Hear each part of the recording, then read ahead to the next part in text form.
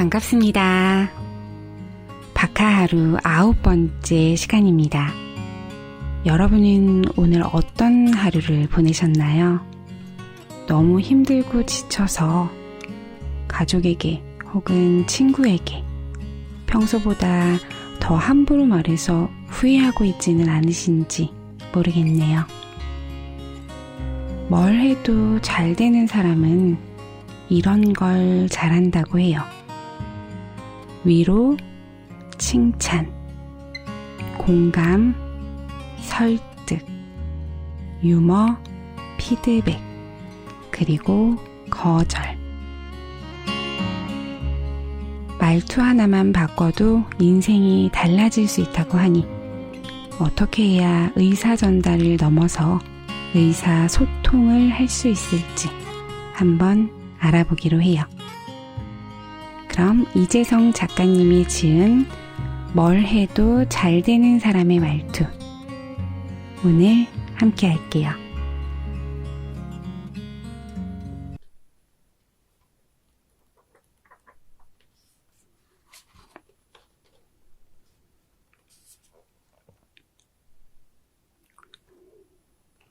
매력 있게 말하는 사람은 거절도 잘한다.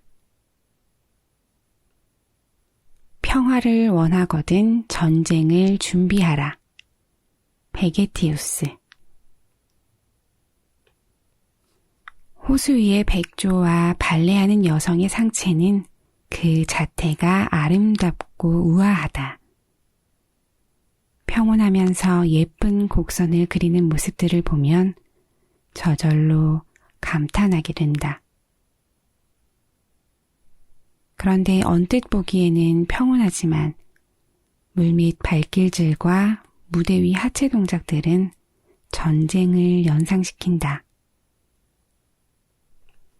위에서는 평화롭고 아래에선 전쟁 같은 모습이 모순되어 보인다. 로마 전략가 베게티우스는 평화를 위해 전쟁도 치러야 한다고 말했다. 아름다움을 연출해내기 위해 몸부림치고 평화를 위해 전쟁도 마다하지 않는 것이다. 매력 있는 말도 그냥 만들어지지 않는다.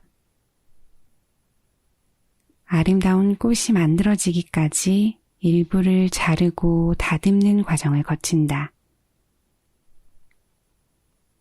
매력 있는 말의 탄생도 안 좋은 말들은 자르고 좋은 말들을 다듬는 과정을 거쳐야 한다.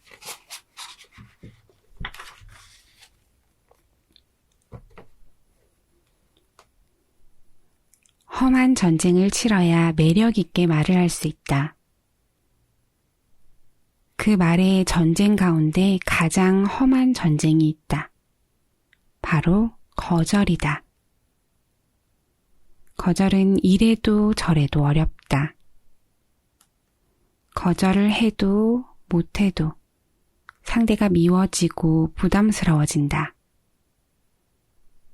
관계가 틀어질까? 나쁜 사람이 될까? 혹은 상처받을까? 이런저런 생각으로 거절이란 어려운 결정이다. 전쟁이 없으면 평화가 없듯 거절이 없다면 매력 있는 말의 소유자가 될 수 없다. 어쩌지? 아, 그래요? 네? 어떻게 하면 좋죠? 그렇지만 잘 모르겠는데 어떻게 해야 할지 모르겠어요. 이런 애매한 대답은 부탁하는 상대방이 기대도 포기도 못하는 난처한 상황을 만든다. 또 단호하지 못하고 흐지부지한 의사표시가 상대방을 의도치 않게 악인으로 몰고 간다. 매력 있게 말하는 사람은 아니오를 잘한다. 거절해야 말에 주도권을 줄 수 있고 인정받을 수 있다. 거절은 나를 삶의 주인으로 만들어준다. 친한 친구가 있다. 돈을 적게 벌지도 않는데 늘 돈 타령한다. 이유인즉 주변에서 돈 부탁할 때마다 거절을 못하기 때문이다. 말은 청산유수같이 잘하지만 부탁받는 순간에 할 말을 못하고 질질 끌려다닌다. 친구들 말을 들어보면 병진이는 단 한 번도 부탁을 거절한 적이 없다. 이 친구 저 친구들이 거절하지 못하는 병진이의 약점을 알고 계속 돈 부탁을 한다. 무리가 되는 부탁이라면 용기 있고 확실하게 거절해야 한다. 시간을 주체적으로 관리해야 합니다. 거절하지 않으면 그렇게 할 수가 없죠. 다른 사람이 내 삶을 결정하도록 두지 마세요. 세계적인 투자가 워런 버핏은 꼭 중요한 업무들을 빼고 다른 일들은 모두 거절한다. 거절하고 확보한 시간은 자기 개발에 쓴다. 워런 버핏의 세계적인 인물로 만든 것 중 하나는 바로 거절이다. 워런 버핏의 말처럼 다른 사람이 내 삶을 결정하도록 내버려 두면 안 된다. 거절 못하는 습관이 반복되면 어느 순간 주객전도의 현상이 일어난다. 주인은 손님처럼, 손님은 주인처럼 행동을 바꾸어 한다는 말이다. 거처가 없는 친구를 집으로 데려왔는데 어느 순간부터 집 안에서 주인 행세를 하는 것과 같다. 호의가 계속되면 권리인 줄 안다는 영화 대사처럼 부탁이 당연한 권리인 줄 착각하게 된다. 거절하지 못함은 자기 영역을 침범당하고 틈새를 공격당해 자유를 잃어버린 삶을 살아야 하는 것이다. 나의 영역과 타인의 영역의 성긋기를 잘해야 자유가 확보된다. 내 삶의 주인공은 나다. 그 누구도 내 삶을 책임지지 않는다. 나 없이는 아무것도 없다.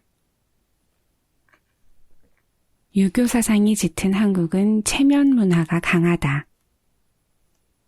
남보다 나를 중시하지 않고 나보다 남의 시선을 중요시한다.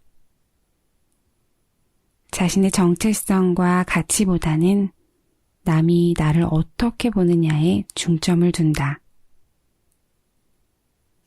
한국이 OECD 국가 중 자살률이 1위인 것과 한국에만 있는 화병도, 체면 중시 경향이 강한 이유이다. 기적을 이룬 나라, 기쁨을 잃은 나라의 저자 다니엘 투더는 말한다. 한국 사회에서 체면은 내가 누구인지가 아니라 내가 누구여야 하는지의 문제이기 때문에 체면 인플레이션이 심각하다. 그렇다. 내가 상대에게 어떻게 보이는지, 상대에게 나는 누구인지, 바로 그것이 거절의 걸림돌이다.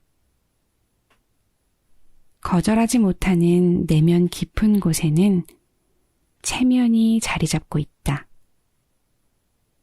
어떻게 하면 좋은 사람으로 보일까? 어떻게 하면 더 착한 사람으로 보일까?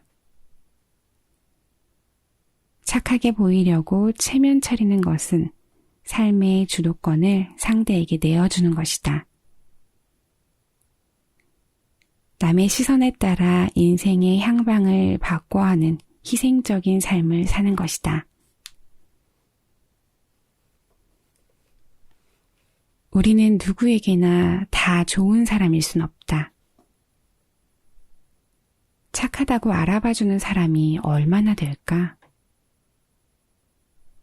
뻔뻔하면 좀 어떤가? 뻔뻔함은 주도적인 인생을 살아갈 수 있는 가장 큰 무기가 된다. 지금은 나를 표현해서 인정받고 후회하지 않는 그런 삶을 사는 시대이다. 내 인생은 타인의 것이 아니다. 타인 인생의 들러리가 아니라 내 인생의 주인공이 되어야 한다. 그 시작은 바로 거절로부터 된다. 타인의 그림자에서 벗어나 노예가 아닌 온전히 내 인생을 사는 것, 바로 거절하는 힘이다. 거절은 상대방과 내가 더욱 잘 지내기 위함이다. 나의 사적인 부분을 인정받기 위해서다. 관계를 조화롭게 만들고 건강한 경계선을 만드는 일이다. 거절은 그의 부탁을 거부할 뿐 그 사람을 거부하는 것이 아니다. 사람들은 상대방이 나의 거절로 인해 상처받지 않을까? 체면이 구겨지지 않을까? 하고 걱정한다. 그래서 여기 좋은 기법이 있다. 맛있고 신선한 바로 샌드위치 기법이다. 상황을 인정해주고 체면을 세워주고 상대의 가치를 인정하고 예의 바르게 행동하는 그런 기법이다. 예스는 먼저 관심을 보이고 긍정적으로 상황을 본다. 노는 부드럽지만 당당하게 거절 의사를 밝힌다. 예스는 마지막 좋은 쪽으로 한마디를 덧붙이는 것이다. 이때는 다른 대안을 제시하면 좋다.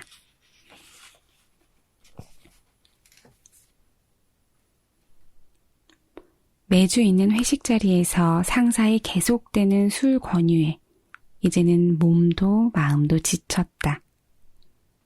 이때 쓰는 샌드위치 기법이다. Yes. 팀 화합을 위해 매번 이렇게 회식을 열어주셔서 너무 감사해요. No. 그런데 과장님, 매번 음주하고 집에 들어갈 때마다 아내랑 아이들이 정말 싫어하고 분란이 일어나더라고요. 일전에 이상이 있어서 병원에 갔는데 간 수치가 좋지 않게 나왔어요. 상황이 좋아지면 그때 다시 잔을 들게요. Yes. 대신 오늘은 제가 과장님 옆에 꼭 붙어서 술잔이 비지 않도록 열심히 채워드리겠습니다. 친구들 모임에서 자리에 없는 다른 친구가 여러 명에게 인신공격을 당하는 상황이다. 친구들이 내게 한마디 해달라고 할 때 쓰는 샌드위치 기법이다. Yes. 오늘 함께 대화하고 서로 사연들 나누니까 너무 좋다. 우리 이렇게 서로를 더 알아가는 것이 기쁜 일인지 몰랐어. No. 그런데 있잖아. 나는 자리에 없는 사람 흉보는 건 별로 좋지 않다고 생각해. 만약에 우리 중에 한 명이 또 똑같은 일을 겪는다고 생각하면 기분이 어떨까? 험담은 다시 돌아온다는 속담도 있잖아. 우리 험담하지 말자. Yes. 대신에 우리 더 생산적이고 즐거운 얘기 해보자. 친구가 급하게 돈 부탁할 때가 있다. 매달 지출해야 할 돈인데 친구는 아무 사정도 모르고 집요하게 부탁할 때 쓰는 샌드위치 기법이다. Yes. 얘기 들어보니까 정말 곤란한 상황인 것 같다. 그동안 많이 힘들었을 것 같아. No. 그런데 나는 너한테 도움이 되지는 못할 것 같아. 여유가 되면은 널 100번이고 도와주고 싶은데 이번 달에 지출해야 될 금액들도 많고 아내한테 돈을 맡기고 있어서 말이야. Yes. 대신 여유 있는 친구들 찾아서 나도 한번 부탁해볼게. 매력 있게 말하는 사람은 샌드위치 기법에 능하다. 상대방의 분노를 일으키지 않고 서로 다치지 않게 부드럽고 당당함으로 맞서는 그런 묘책이다. 샌드위치 기법에 중요한 것이 있다. 바로 애매하게 거절하지 않고 정확하게 거절하며 거절에서 끝나지 않고 새로운 대안을 제시해 주는 것이다. 오늘은 안 됩니다. 대신 이번 주까지는 해드릴게요.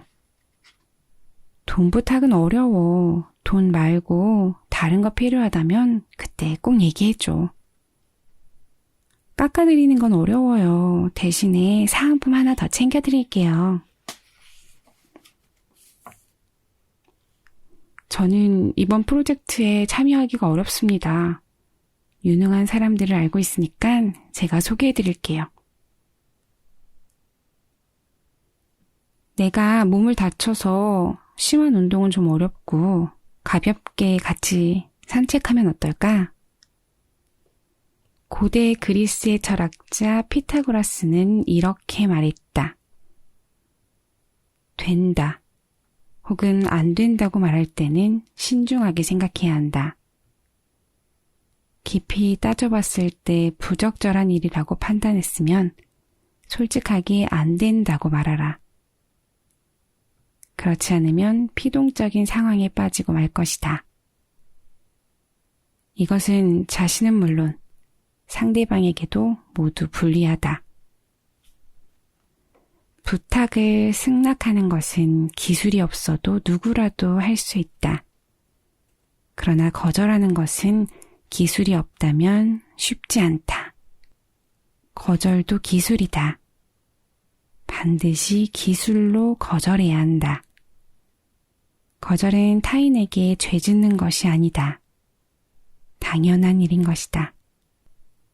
부탁이 없었다면 거절과 승낙의 고민을 할 필요도 없다. 우리는 거절할 권리가 있다. 죄인처럼 굴지 말고 의인처럼 당당하라. 거절의 유익. 하나, 개인 시간을 확보하여 시간 낭비를 막는다. 둘, 더 중요한 일을 처리할 수가 있다. 셋, 내면과 외면에서 용기를 얻게 된다. 넷, 나를 상대하기 어려운 사람으로 인식한다. 다섯, 내 부탁에 상대가 거절해도 충분히 수용할 능력이 생긴다. 여섯, 나의 가치관과 원칙을 분명히 한다. 일곱, 자아 정체성을 확립해 나갈 수 있다. 거절에 능한 사람은 자기 자신을 제대로 파악하고 있다. 튜더의 말처럼 내가 누구여야 하는지가 아니라 내가 누군지를 아는 사람은 행복하다.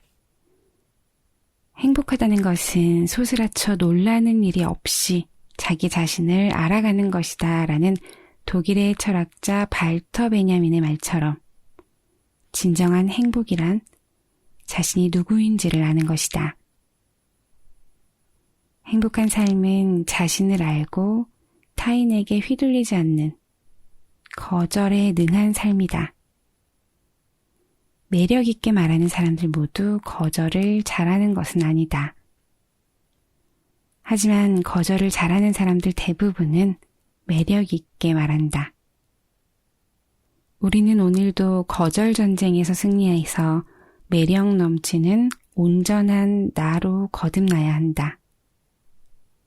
무엇이 옳은 것인지 스스로 결정을 내려야 한다. 죄책감 없이 거절을 할 수 있게 된다면 우리는 인생을 확실히 자신의 것으로 만들 수 있다. 앤드루 메수스. 남의 험담을 하고 살면 가장 큰 피해는 내가 본다. 위대한 정신을 가진 사람들은 생각을 논한다. 평범한 사람들은 사건을 논한다. 그리고 마음이 좁은 사람들은 사람을 논한다. 루즈벨트. 남의 흠을 들추어 헛듣는 것을 험담이라고 한다. 소위 뒷담화라고 말하는데 앞에서는 말하지 못하고 뒤에서 신나게 헐뜯는 상태를 말한다. 험담하는 사람은 늘 뒤에서 머뭇거리고 뒤에서 따라오는 2인자, 아니 3류급 인생이다. 마음이 좁고 약하다. 자기 관점에서 조금이라도 벗어나면 곧바로 사람들을 집합시켜 뒷담화를 시작한다. 쟤는 이렇고 저렇고 얘는 이렇고 저렇고. 험담자의 속마음에 아직 해결되지 않은 상처가 큰 덩어리로 남아있다. 분노, 열등감, 낮은 자존감 등이 사라져야 험담 또한 멈추게 된다. 진짜일 수 있지만 진리가 없는 험담은 세 사람에게 동시에 영향을 준다.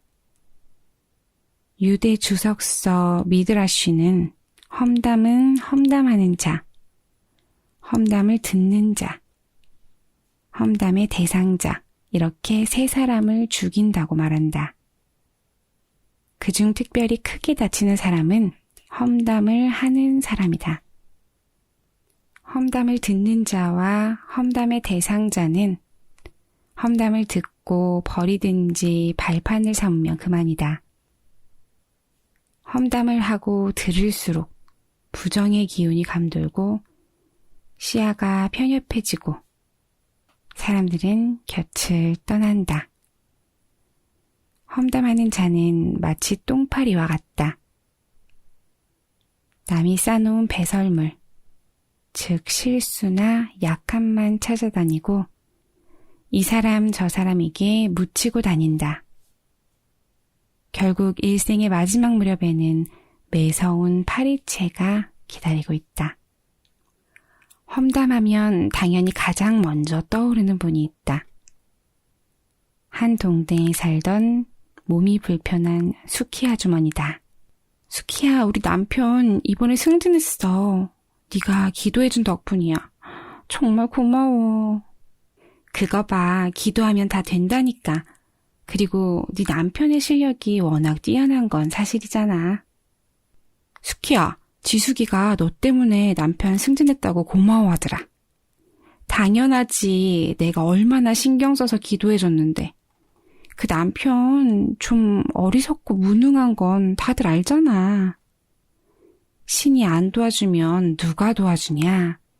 내가 그렇게 신경 써줬는데 걘 선물 하나 없더라. 치. 수키 아주머니의 이중적인 모습이 안타까울 뿐이다. 어머니와 친해서 늘 집에 오셔서 많은 대화를 나누셨다. 그 대화를 듣고 있으면 절반 이상이 옆집 가정들을 험담하는 내용이었다. 몸이 불편하셔서 늘 안타깝게 생각하고 있었는데 험담하는 것을 들으면 옆집에 가기가 싫었었다. 지금은 세상을 떠나셨지만 살아있을 때 앞에서는 친절하지만 뒤돌아서면 차갑게 돌변하셨다. 그분의 별명은 천사와 사탄의 앞글자를 합친 천사였다. 함께할 때는 칭찬과 격려로 천사의 모습을 하고 난다. 하지만 함께하지 않을 때에는 약점을 들추고 사실을 부풀려 사탄처럼 험담을 늘어놓는다. 그분을 볼 때면 인간이 저렇게 이중적이어도 되나? 라는 생각이 들었다. 수키 아주머니는 어느 날과 똑같이 사람들과 남을 험담하고 있었을 때 머리를 잡고 쓰러졌다. 그 즉시 사망하셨는데 사인은 스트레스로 인한 뇌출혈이었다. 내 생각엔 그분이 이중적인 모습을 유지하려다가 스트레스가 과해진 것 같다. 신앙생활을 하면서 사람들에게 따뜻한 모습을 보이셨고 동시에 험담으로 얼룩진 인생을 사셨다. 이웃들은 그분의 죽음에 누구도 슬퍼하지 않았다. 그분의 험담으로 많은 분란과 다툼이 일어났고 몇 명은 자살로 생을 마감하기도 했다.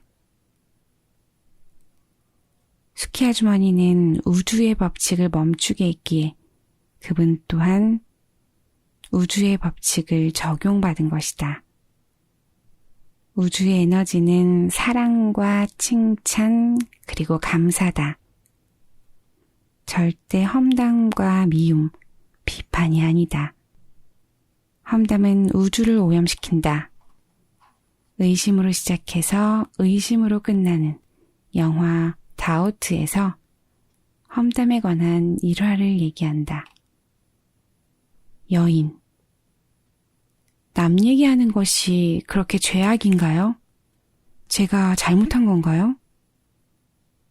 신부님. 그렇소. 부끄러운 줄 아시오. 베개를 지붕으로 가져가서 칼로 찌른 다음에 다시 오시오. 얼마 후. 베개를 찔렀소? 어떻게 됐죠? 여인. 깃털이 쏟아져 나왔어요. 사방으로 깃털이 날렸거든요. 신부님. 그럼 이제 집으로 돌아가셔서 바람에 날린 깃털들을 다 모아보시오. 여인. 그건 불가능해요, 신부님. 어디로 날아갔는지 모르거든요. 신부님. 바로 그것이 험담이요. 위 내용은 주인공 플린 신부가 한 미사 강연에서 의심하고 험담하는 자들에게 던진 일화이다. 신부는 흑인 학생에게 호의를 베풀다가 성추행범으로 몰리고 도덕적 행위들을 오해받게 된다. 그때부터 교장 수녀 알로이시우스는 플린 신부에 대한 근거 없는 의심을 품는다. 의심에서 잉태된 험담은 여러 사람에게 전해지고 의심은 꼬리에 꼬리를 물고 이어진다. 참다 못한 교장 수녀는 플린 신부를 학교에서 내보내기로 작정한다. 하루는 신부를 찾아가 잘못을 자백하고 신부의 직책까지 버리라고 다그친다. 수녀의 의심과 험담. 매서운 공방으로 신부는 교구학교를 떠난다. 속이 후련할 줄 알았던 수녀는 자신의 행동 때문에 괴로움에 빠지고 영화는 끝이 난다.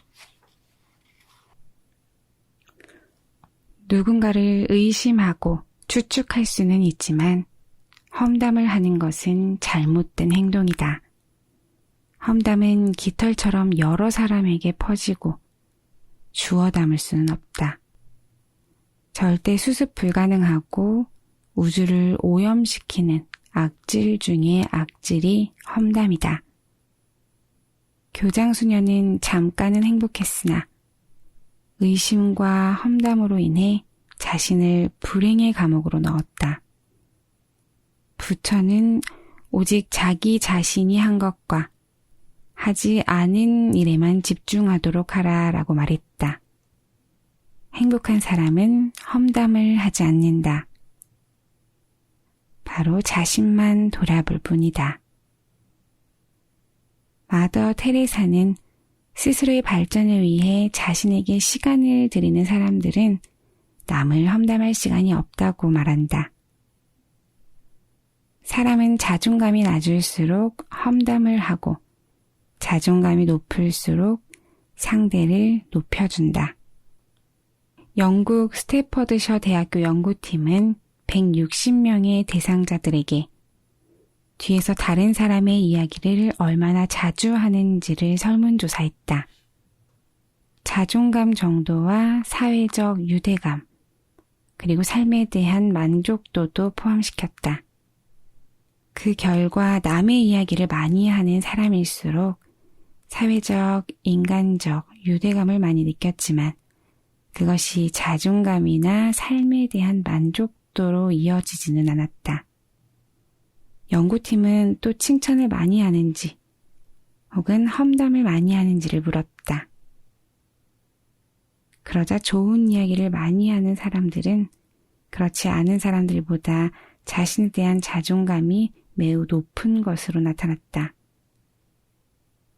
연구팀의 제니퍼 콜 박사는 비록 나에게는 없지만 바람직한 점을 많이 가진 남을 솔직하게 칭찬하는 것만으로도 자기 자존감이 높아진다고 밝혔다. 어느 동네에 크게 성공한 두 부자가 있었다. 똑같은 부자지만 이들 대화는 차이가 있다. A 부자 아내. 당신 요즘 뭔 일 있어? 기분이 별로인 것 같아. 어깨도 축 처져 있고. A 부자. 사람들이 말이야, 그렇게 호의를 베풀고 도와줬으면 은혜를 갚아야지. 어디서 건방지게 인사도 안 하고. B씨한테는 그렇게 친절하고 인사도 잘하더니 그 사람 순전히 사기꾼이야. B 부자 아내. 당신 요즘 뭔 일 있어? 기분이 별로인 것 같아. 어깨도 축 처져 있고. B 부자. 내 도움이 조금 부족한가? 금전적으로 더 필요한 사람들이 있을 텐데 내가 많이 못 도와줘서 사람들이 힘들어하는 것 같아. 그리고 A씨는 참 좋으신 분인데 내가 뭘 실수했나 봐. 두 부자는 남들에게 베풀기 좋아하고 어려운 사람들을 구제하는 일까지 서슴지 않는다. 이 둘의 다른 점이 있다면 A 부자는 험담을 일삼고 B 부자는 누구든지 상대방을 칭찬하고 위로해 준다는 것이다. A 부자는 남을 도와줄 때는 그렇게 천사처럼 행동하다가 뒤돌아서면 도움받은 사람을 욕한다. 인사를 안 했다. 표정이 안 좋다. 도와준 만큼 못 받았다. 등과 같이 험담과 불평을 일삼는다. 또 비부자를 경쟁자로 생각해서 사기꾼이고 도둑이고 편법으로 부자가 되었다고 험담한다. 반면 비부자는 사람들을 더 많이 못 도와줘서 미안해하고 사람들에게 희망과 용기를 심어준다. 또 A 부자를 존경하고 험담이 들려도 자기에게 문제가 있어 그렇다고 한다. 사람들은 두 번 다시 A 부자에게 도움을 요청하지 않는다. 도움을 받는 순간 험담의 대상자가 되기 때문이다. 헐뜯기면서까지 도움을 받고 싶지는 않는 것이다. 굳이 상대의 약한 부분을 들춰 밝혀내는 것은 그 자체로도 악이다. A 부자의 험담은 날이 갈수록 더 심해졌다. 세상 믿을 사람 하나 없다고 늘 험담과 한탄을 일삼는다. 모두가 자신의 험담에서 비롯된 결과이다. A는 물질적인 부자지만 사람들이 다 떠나가고 아무도 인정하지 않아 외로운 부자가 되었다. 반면 B씨는 물질적인 부자일 뿐만 아니라 사람들이 따르고 더 축복받는 행복한 부자가 되었다. 험담은 우주의 교통질서를 파괴하는 아주 나쁜 테러 분자다. 자기와 듣는 자 모두 구덩이로 인도하는 똥파리다. 험담은 반드시 부메랑처럼 돌아온다. 발 없는 말이 천리 간다는 말처럼 험담은 빠른 시일에 여러 사람에게 퍼진다. 또 가는 말이 고와야 오는 말이 곱다는 속담처럼 험담은 당사자에게 반드시 돌아온다. 누구를 험담하고 싶을 때 오히려 칭찬으로 바꿔버릴 수 있다. 험담은 날개가 달려서 급속도로 전해지고 칭찬은 발이 달려서 천천히 전해진다. 느릴지언정 상대를 칭찬하여 관계를 천천히 바꿔나갈 수 있다. 험담하고 싶을 때 꼭 기억하라. 진실한가? 선한가? 아니면 꼭 필요한가? 이 세 가지를 충족시킬 험담은 지구상에 없다.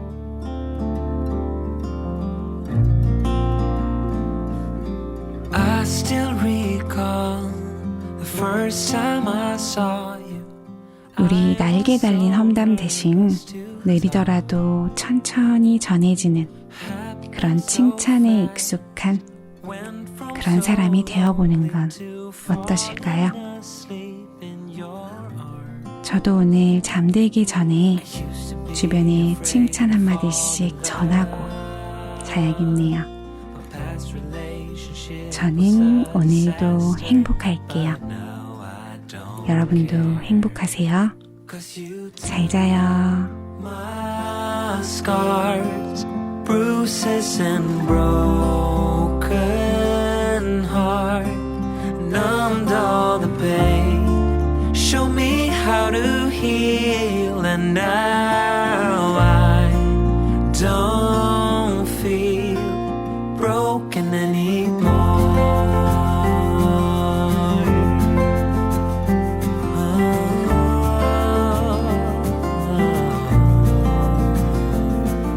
Still got your smell wrapped in my bed sheets. Don't wanna wash it away. I know sometimes I get too caught up in all of the wrong things, but you're always there to guide me. I used to be afraid to fall in love. A past relationship was a disaster, but now I don't care. 'Cause you took my scars